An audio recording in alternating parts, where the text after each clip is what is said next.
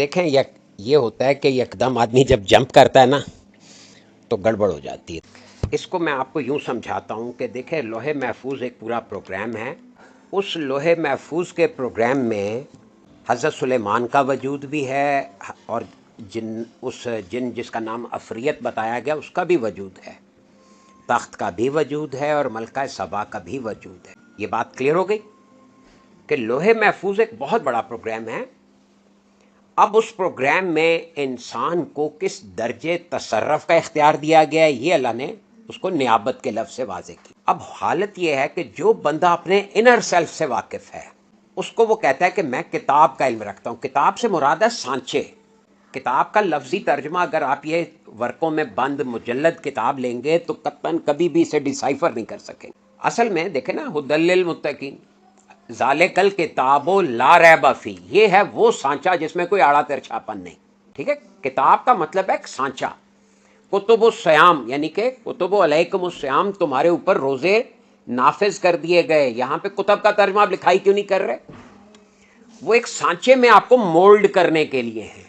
دیکھیں نا، الفاظ کا ایک مفہوم وہ ہے جو عام دنیا والے لیتے ہیں یا ایک دنیا والوں نے لیا ہوا ہے، اور الفاظ کا ایک مفہوم وہ ہے جو کہنے والے کے ذہن میں ہوتا ہے۔ اس کے اور میرے ذہن میں ہم آہنگی تھی۔ اگر یہ ہم آہنگی میرے اور اللہ کے درمیان نہیں ہوگی، اگر میرے اور خالق کے مابین یہ ذہنی ہم آہنگی نہیں ہوگی تو کیا ہمیں اس کی باتیں سمجھ آ جائیں گی؟ غور و فکر کا درس جو ہے، مراقبے کرنے کا جو سبق ہے، یہی واحد راستہ۔ اسی سے ذہن پالش ہوگا، اسی سے ذہن نکھرے گا، اسی سے ذہن بنے گا اور اسی سے ذہن سنورے گا۔ میرا کہنا یہ ہے، عرض کرنا یہ ہے کہ حضور قلندر بابا اولیاء کا یہ مکتوب گرامی ہمارے ذہن کی روحانی بنیادوں کو سیٹ کرتا ہے۔ اب جو یہ کتاب ہے، اس کا جو پیش لفظ ہے، یہ ہمارے ذہن کے فریم کو سیٹ کر دے گا کیا، اور ہم نے قرآن حکیم اور لاشعور سبکن پڑھ لی تو کتاب کے خاتمے کے بعد جب آپ قرآن پڑھنا چاہیں گے تو آپ کو لطف آئے گا۔ اعوذ باللہ من الشیطان الرجیم، بسم اللہ الرحمن الرحیم۔ پیش لفظ: آدمی زندگی کے تمام مراحل وقت کے چھوٹے چھوٹے ٹکڑوں میں طے کرتا ہے۔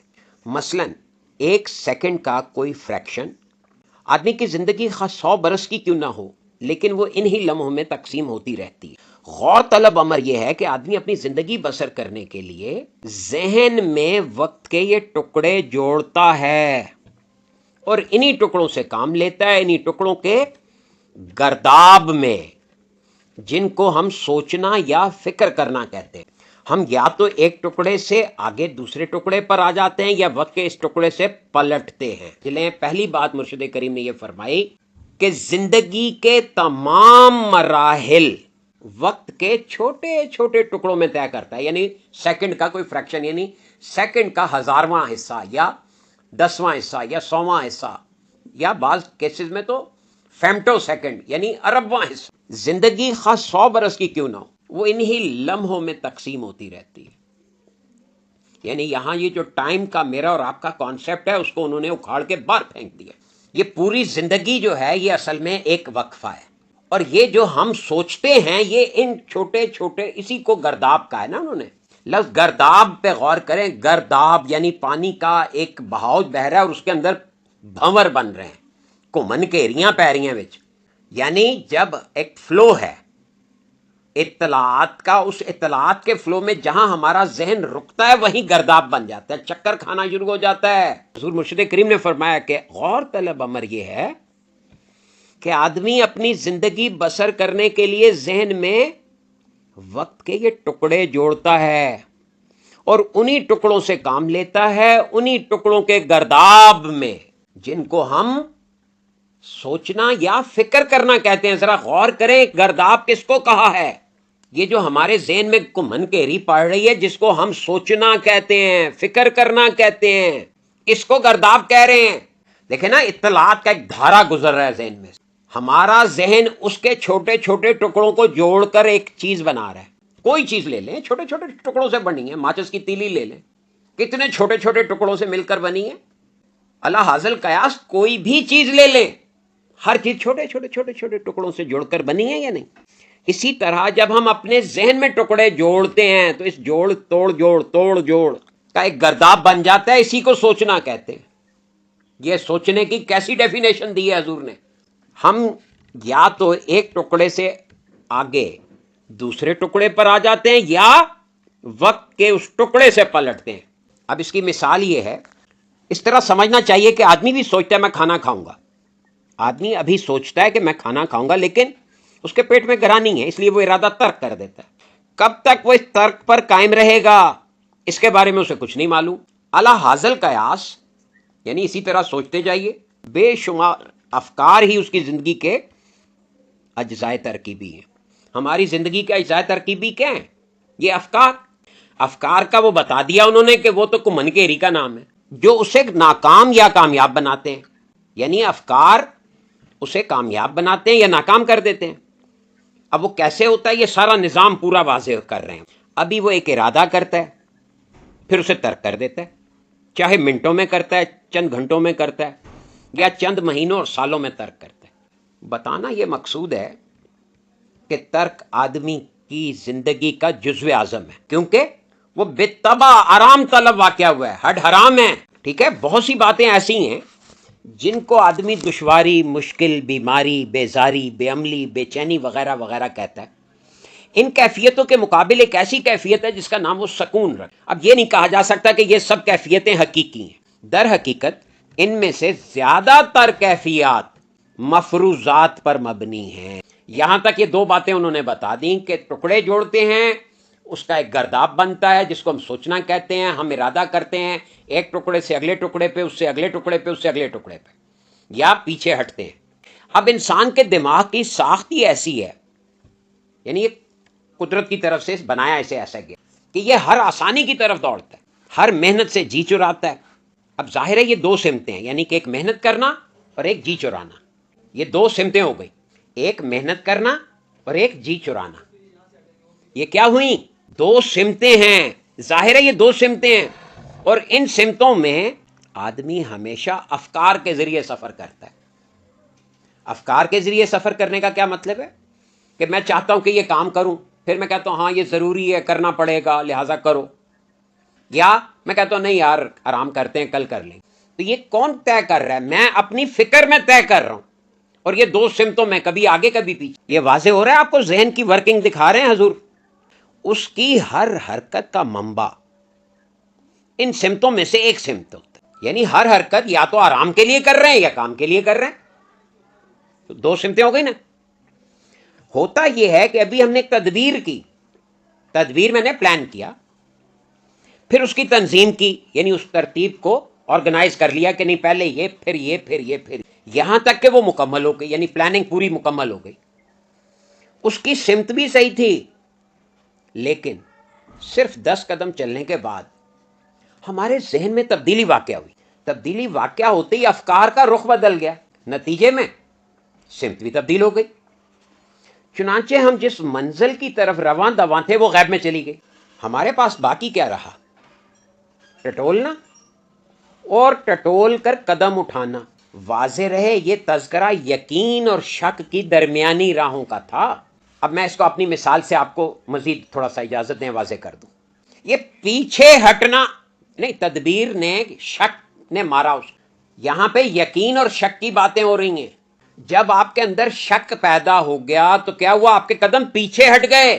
اب آپ کے پاس باقی کیا رہا؟ اب کیا کریں گے گھر بیٹھ کے؟ وہ جو آپ نے 1 گھنٹہ مصروفیت کا سوچا تھا، اب وہ 1 گھنٹے کا کوئی مصرف ہی نہیں ہے۔ ہمیں یہ نہیں بھولنا چاہیے کہ انسان کی بنا، یعنی اس کی بنیاد وہم اور یقین پر، دو چیزوں پر ہے، یعنی شک اور یقین، دو سمتیں ہیں نا۔ مذہب کی اصطلاح میں اسی کو شک اور ایمان کہا گیا ہے۔ اللہ تعالیٰ دماغ میں شک کو جگہ دینے سے منع فرماتے ہیں اور ذہن میں یقین کو پختہ کرنے کا حکم دیتے ہیں۔ قرآن پاک میں ارشاد ہے لا ریب ہے، یہ کتاب اس کو ہدایت دیتی ہے جس کا یقین غیب پر ہے۔ شک کو اللہ تعالیٰ نے ممنوع قرار دیا۔ یہ وہی شک ہے جس سے آدم کو باز رہنے کا حکم دیا گیا تھا۔ بالآخر شیطان نے بہکا کر یہ شک آدم کے دماغ میں ڈال دیا، جس کے سبب آدم کو جنت سے نکالا گیا۔ اسی مقام سے آدم کے دماغ میں 2 سمتوں کا تعین ہوا، یعنی شک اور یقین۔ یعنی یقین دیکھیں نا، یوم نونا بالغیب، یہ لفظ جو ہے نا بالغیب، بالغیب یعنی جو مانتے ہیں کہ یہاں ہر چیز کے ساتھ اس کا غیب جڑا ہوا ہے، بالغیب، یعنی کہ یقین رکھیں کہ یہاں ہر چیز کے ساتھ اس کا غیب لگا ہوا ہے۔ اب بیان کردہ حقائق کی روشنی میں انسان کے دماغ کا محور یقین اور شک پر ہے۔ یہی وہ شک اور یقین ہے جو دماغی خلیوں میں ہمہ وقت عمل کرتا رہتا ہے۔ جس قدر شک کی زیادتی ہوگی اسی قدر دماغی خلیوں میں ٹوٹ پھوٹ ہوگی۔ یہ بتانا بہت ضروری ہے کہ یہی وہ دماغی خلیاں جن کے زیر اثر تمام اعصاب کام کرتے ہیں، اور اعصاب کی تحریکات ہی انسانی زندگی ہے۔ کسی چیز پر انسان کا یقین کرنا اتنا ہی مشکل ہے جتنا فریب کو جھٹلانا۔ مثال اس کی یہ ہے کہ انسان جو کچھ ہے خود کو اس کے خلاف پیش کرتا ہے۔ ایک اور کرتب کرتا ہے انسان، کیا کہ جو وہ ہے نہیں وہ ظاہر کرتا ہے، اس کے خلاف پیش کرتا ہے جو کہ میں ہوں۔ وہ ہمیشہ اپنی کمزوریاں چھپاتا ہے اور ان کی جگہ مفروضہ خوبیاں بیان کرتا ہے جو اس کے اندر موجود نہیں ہیں۔ مشکل سب سے بڑی یہ کہ جس معاشرے میں تربیت پا کر جوان ہوا ہے وہ معاشرہ اس کا عقیدہ بن جاتا ہے۔ اس کا ذہن اس قابل نہیں رہتا کہ اس عقیدے کا تجزیہ کر سکے۔ وہ عقیدہ یقین کا مقام حاصل کر لیتا ہے، حالانکہ وہ محض فریب ہے، حالانکہ وہ محض فراڈ ہے۔ سب سے بڑی وجہ اس کی یہی ہے کہ آدمی جو کچھ خود کو ظاہر کرتا ہے ایسا نہیں ہے بلکہ اس کے برعکس ہے۔ اب یہ دیکھیں انسان کی ایک اور کارنامہ کہ وہ خود کو جو کچھ ہے اس کے برعکس پیش کرتا ہے، تو کیا ہوا؟ فراڈ ہی تو ہوا۔ یہاں پورا معاشرہ اسی بیماری میں مبتلا ہے۔ اس قسم کی زندگی گزارنے میں اسے بہت سی مشکلات پیش آتی ہیں، ایسی مشکلات جن کا حل آدمی کے پاس نہیں ہے۔ اس زندگی میں قدم قدم پر اسے خطرہ محسوس ہوتا ہے کہ اس کا عمل تلف ہو جائے گا اور نتیجہ بے نتیجہ ثابت ہوگا۔ بعض اوقات آدمی یہ سمجھنے لگتا ہے کہ اس کی پوری زندگی تلف ہو رہی ہے۔ اگر تلف نہیں ہو رہی یعنی ضائع نہیں ہو رہی تو سخت خطرے میں۔ یہ سب ان دماغی خلیوں کی وجہ سے ہوتا ہے جن میں شک کی بنا پر بہت تیزی سے ٹوٹ پھوٹ واقع ہو رہی ہو۔ دماغی خلیوں کی تیزی سے ٹوٹ پھوٹ اور رد و بدل قدم قدم پر اس کے عملی راستوں میں رکاوٹ پیدا کرتی ہے، عمل بے نتیجہ ثابت ہوتا ہے اور اعصاب کو نقصان پہنچتا ہے۔ آدمی کا دماغ دراصل اس کے اختیار میں ہے، وہ خلیوں کی ٹوٹ پھوٹ کو یقین کی طاقت سے کم اور زیادہ کر سکتا ہے۔ اگر آپ اپنے اندر یقین پیدا کر لیں گے، شک سے بچیں گے، تو آپ کے دماغی خلیے صحت مند ہو جائیں گے۔ دماغی خلیوں کی ٹوٹ پھوٹ میں کمی سے اعصابی نقصان کے امکانات بہت ہی کم ہو جاتے ہیں۔ آدمی بھی ایک جانور ہے، کسی طرح سے اس نے آگ کا استعمال سیکھ لیا اور آگ کے استعمال سے بتدریج علم و ہنر کی بنیادیں پڑیں۔ کتاب رنگ و روشنی سے علاج میں آدمی کے دو پیروں پر چلنے کا وصف بیان کیا گیا۔ ہم نے اس کتاب میں یہ تشریح کی ہے کہ حیوان اور انسان میں روشنی کی تقسیم کا عمل کن بنیادوں پر قائم ہے۔ یہ کتاب جو رنگ اور روشنی سے علاج ہے، اس کا باب اول، پہلا چیپٹر، وہ آپ کو روشنیوں کے پورے نظام سے واقف کرا سکتا ہے۔ ہم نے اس کتاب میں یہ تشریح کی ہے کہ حیوان اور انسان میں روشنیوں کی تقسیم کا عمل کن بنیادوں پر قائم ہے، اور تقسیم کے اس عمل سے ہی آدمی اور حیوان کی زندگی الگ الگ ہوتی۔ تاریخ میں کوئی ایسا دور نہیں آیا جب آدمی چند فی ہزار سے زیادہ صحت مند موجود رہا ہو۔ دراصل ہونا یہ چاہیے تھا کہ وہ زیادہ سے زیادہ روشنیوں کی قسمیں اور روشنیوں کا طرز عمل معلوم کرتا، لیکن اس نے کبھی اس طرف توجہ ہی نہیں کی۔ یہ چیز ہمیشہ پردے میں رہی۔ آدمی نے اس پردے میں جھانکنے کی کوشش اس لیے نہیں کی کہ یا تو اس کے سامنے روشنیوں کا پردہ موجود ہی نہیں تھا، یا اس نے روشنیوں کے پردے کی طرف توجہ نہیں کی۔ اس نے وہ قاعدے معلوم کرنے کی طرف خیال ہی نہیں کیا جو روشنیوں کے خلط ملط سے تعلق رکھتے ہیں۔ خلط ملط ملنے سے، مکسچر۔ اگر آدمی یہ طرز عمل اختیار کرتا تو اس کے دماغی خلیوں کی ٹوٹ پھوٹ کم سے کم ہو سکتی تھی۔ اس حالت میں وہ زیادہ سے زیادہ یقین کی طرف قدم اٹھاتا، فضول عقائد اور توہم میں مبتلا نہ ہوتا۔ شکوک اسے اتنا پریشان نہ کرتے جتنا کہ اب پریشان کیے ہوئے ہیں، اور اس کی تحریکات میں جو عملی رکاوٹیں واقع ہوتی ہیں وہ کم سے کم ہوتی۔ آپ دیکھ رہے ہیں یہ ساری بات جو بتا رہے ہیں وہ یقین کی روشنیوں سے دور ہوگی، لیکن ایسا نہیں ہوا۔ اس نے روشنیوں کی قسمیں معلوم نہیں کی، نہ ہی روشنیوں کی طبیعت کا حال معلوم کرنے کی کوشش کی۔ وہ یہ بھی نہیں جانتا کہ روشنیاں بھی طبیعت اور ماہیت رکھتی ہیں۔ روشنیوں میں طبیعت بھی ہوتی ہے اور ماہیت بھی، یعنی ان کا جسم بھی ہوتا ہے اور ان کے مزاج بھی ہوتے ہیں، اور روشنیوں میں رجحانات بھی موجود ہیں۔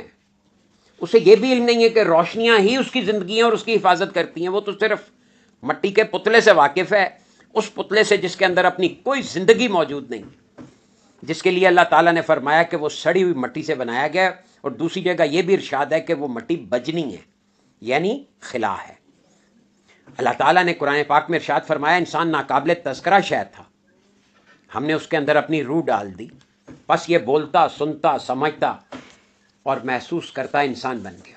روح کی تعریف یہ ہے کہ وہ امر رب ہے، اور امر کی بہت مختصر تشریح ہے کہ اس کا امر یہ ہے کہ جب وہ ارادہ کرتا ہے کسی بات کا تو کہتا ہے ہو، اور وہ ہو جاتی ہے۔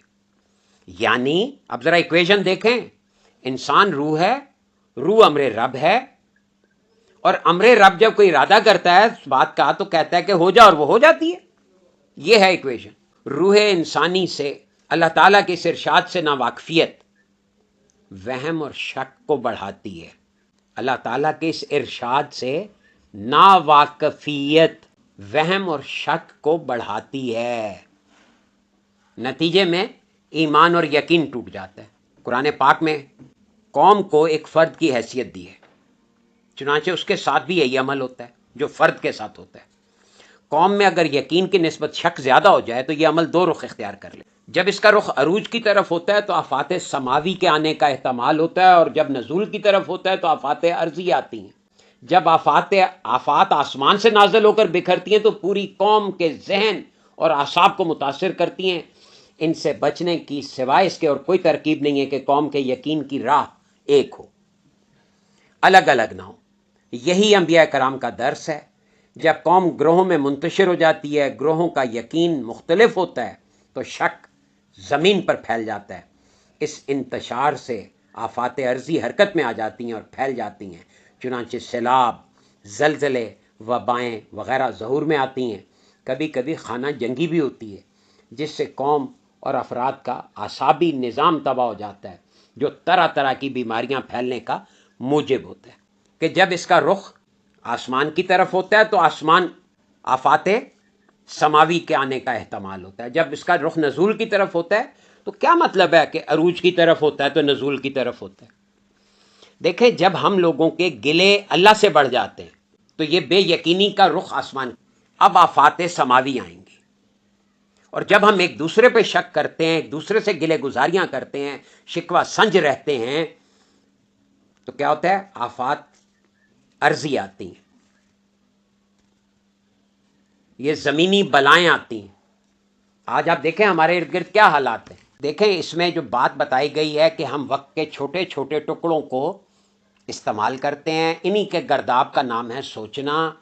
اگر ہم اس گرداب میں سے نکل جائیں گے اور اس کے فلو کو نیچرل فلو میں بہنے دیں گے تو نہ کوئی گرداب بنے گا، نہ کوئی آفات آئیں گی، نہ کوئی بیماریاں آئیں گی۔ صرف نیت کرنا ابھی آپ کو آئیڈینٹیفائڈ نہیں ہے۔ جب جو قدم آگے کو بڑھے گا وہ یقین ہے، جو پیچھے کو ہٹ رہا ہے وہ شک ہے۔ دونوں ایک ساتھ کیسے ہو سکتے ہیں؟ وہ یقین ہے۔ جو قدم پیچھے ہٹ رہا ہے، سوچ میں، عمل میں، کسی بھی طرح جو چیز فارورڈ موو کر رہی ہے وہ یقین ہے۔ آپ چل کے دیکھیں سڑک پہ، اگر آپ کو دوسرے تیسرے قدم پہ یقین ہو کہ یہاں پہ گڑھا ہے تو آپ کیا کریں گے؟ قدم پیچھے ہٹائیں گے، آگے بڑھائیں گے؟